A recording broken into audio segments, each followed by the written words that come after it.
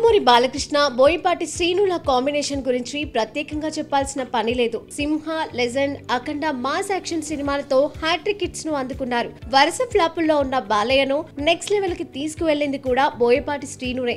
బాలయ్యతో సింహ లాంటి powerful action సినిమాను తీసి బాలయ్య అభిమానులకు అదిరిపోయే గిఫ్ట్ ఇచ్చాడు.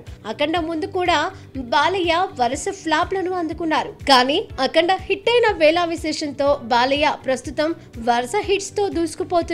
ఈ ఏడాది సంక్రాంతికి రిలీజ్ అయిన డాకు మహారాజ్ చిత్రం కూడా 150 కోట్లకు పైగా కలెక్షన్స్ ను సాధించి బాలయ్య కెరియర్ లోనే హైయెస్ట్ గ్రాసర్ గా నిలిచింది. ఇప్పుడు ప్రస్తుతం బోయపాటి శ్రీనుతోనే తన కెరియర్ లో మైల్డ్ స్టోన్ గా నిలిచిన అఖండకు సీక్వెల్ తెరకెక్కిస్తున్నారు.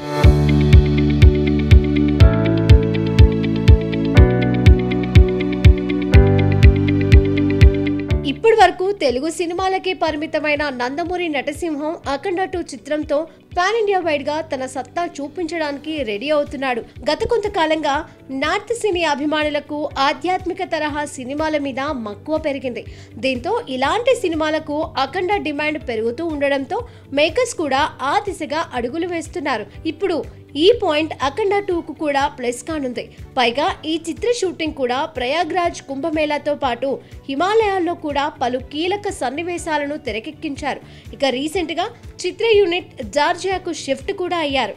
అక్కడ అఖండ 2కు సంబంధించిన క్లైమాక్స్ సన్నివేశాలను తెరకెక్కించనున్నారట.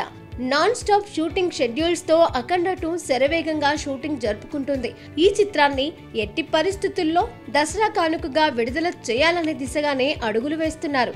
దీనికి అనుగుణంగానే షూటింగ్ తో పాటు పోస్ట్ ప్రొడక్షన్ కార్యక్రమాలను, విఎఫ్ఎక్స్ వర్క్ ని కూడా శరవేగంగా పూర్తి చేస్తున్నారట.